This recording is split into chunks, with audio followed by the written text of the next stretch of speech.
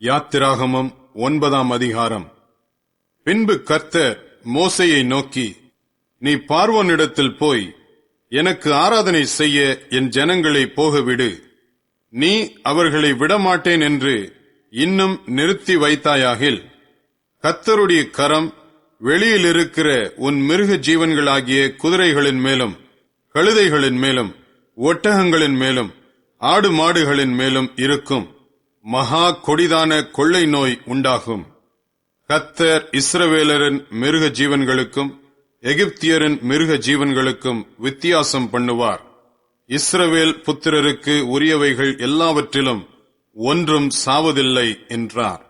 மேலும் நாளைக்கு கர்த்தர் இந்த காரியத்தை தேசத்தில் செய்வார் என்று சொல்லி, கர்த்தர் ஒரு காலத்தை குறித்தார் என்றும் எபிரெயருடைய தேவனாகிய கர்த்தர் சொல்லுகிறார் என்றும் அவனிடத்தில் சொல் என்றார். மறுநாளில் கர்த்தர் அந்த காரியத்தை செய்தார். எகிப்தியருடைய மிருக ஜீவன்கள் எல்லாம் செத்து போயிற்று.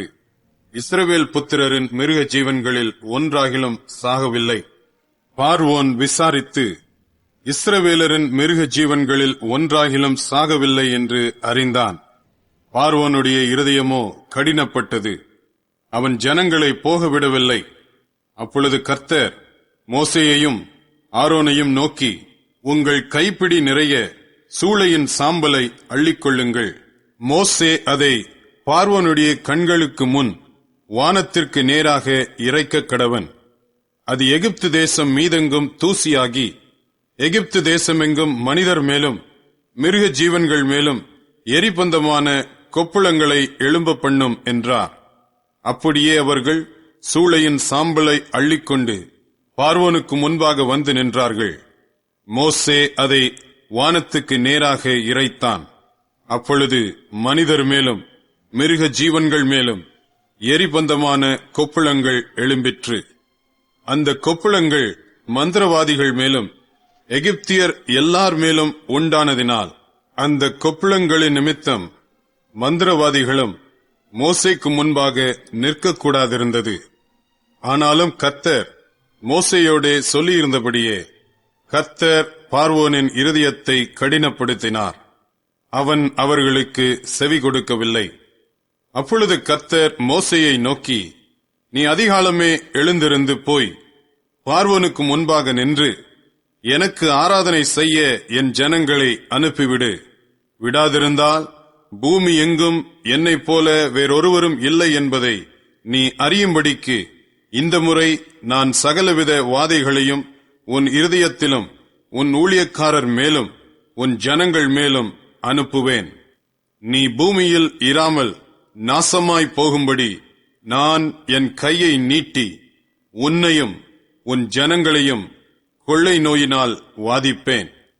என்னுடைய வல்லமையை உன்னிடத்தில் காண்பிக்கும்படியாகவும் என் நாமம் பூமியிலெங்கும் பிரஸ்தாபமாகும்படியாகவும் உன்னை நிலைநிறுத்தினேன். நீ என் ஜனங்களை போகவிடாமல் இன்னும் அவர்களுக்கு விரோதமாய் உன்னை உயர்த்துகிறாயா? எகிப்து தோன்றிய நாள் முதல் இதுவரைக்கும் அதில் பெய்யாத மிகவும் கொடிய கல் மழையை நாளை இந்நேரம் பெய்ய பண்ணுவேன். இப்பொழுதே ஆள் அனுப்பி உன் மிருக ஜீவன்களையும் வெளியில் உனக்கு இருக்கிற யாவையும் சேர்த்துக்கொள். வீட்டிலே சேர்க்கப்படாமல் வெளியில் இருக்கும் ஒவ்வொரு மனிதனும் மிருகமும் செத்துப்போகத்தக்கதாய் அந்த கல்மழை பெய்யும் என்று எபிரெயரின் தேவனாகிய கர்த்தர் சொல்லுகிறார் என்று அவனுக்கு சொல் என்றார். பார்வோனுடைய ஊழியக்காரரில் எவன் கர்த்தருடைய வார்த்தைக்கு பயப்பட்டானோ அவன் தன் வேலைக்காரரையும் தன் மிருக ஜீவன்களையும் வீடுகளுக்கு ஓடிவர பண்ணினான். எவன் கர்த்தருடைய வார்த்தையை மதியாமற் போனானோ அவன் தன் வேலைக்காரரையும் தன் மிருக ஜீவன்களையும் வெளியிலே விட்டுவிட்டான். அப்பொழுது கர்த்தர் மோசேயை நோக்கி, எகிப்து தேசம் எங்கும் மனிதர் மேலும் மிருக ஜீவன்கள் மேலும் எகிப்து தேசத்தில் இருக்கிற சகலவிதமான பயிர் வகைகள் மேலும் கல்மழை பெய்ய உன் கையை வானத்திற்கு நேராக நீட்டு என்றார். அப்படியே மோசே தன் கோலை வானத்திற்கு நேராக நீட்டினான். அப்பொழுது கர்த்தர் இடி முழக்கங்களையும் கல்மழையையும் அனுப்பினார். அக்கினி தரையின் மேல் வேகமாய் ஓடிற்று. எகிப்து தேசத்தின் மேல் கர்த்தர் கல்மழையை பெய்ய பண்ணினார். கல்மழையும் கல்மழையோட கலந்த அக்கினியும் மிகவும் கொடிதாயிருந்தது. எகிப்து தேசம் குடியேற்றப்பட்ட நாள் முதல் அதில் அப்படி ஒருபோதும் உண்டானதில்லை. எகிப்து தேசம் எங்கும் மனிதரையும் மிருக ஜீவன்களையும் வெளியிலே இருந்தவைகள் எவைகளோ அவைகள் எல்லாவற்றையும் அந்த கல்மழை அழித்து போட்டது. அது வெளியின் பயிர் வகைகளை எல்லாம் அழித்து வெளியின் மரங்களை எல்லாம் முறித்து போட்டது. இஸ்ரவேல் புத்திரர் இருந்த கோசேன் நாட்டிலே மாத்திரம் கல்மழை இல்லாதிருந்தது. அப்பொழுது பார்வோன் மோசேயையும் ஆரோனையும் அழைப்பித்து, நான் இந்த முறை பாவம் செய்தேன். கர்த்தர் நீதியுள்ளவர், நானும் என் ஜனமும் துன்மார்க்கர்.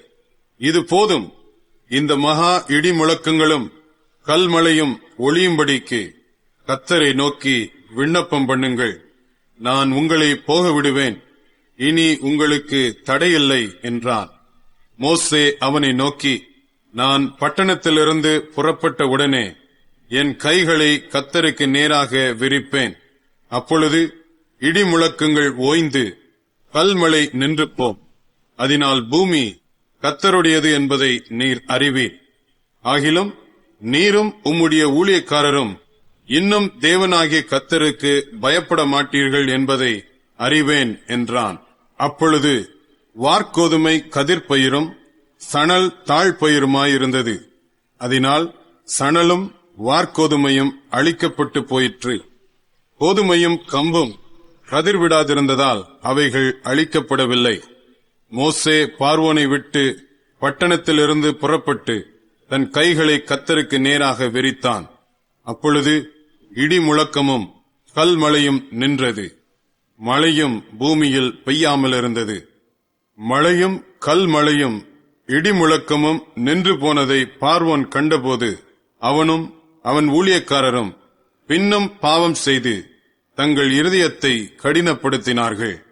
கர்த்தர் மோசேயைக் கொண்டு சொல்லியிருந்தபடியே பார்வோனின் இருதயம் கடினப்பட்டது. அவன் இஸ்ரவேல் புத்திரரை போகவிடவில்லை.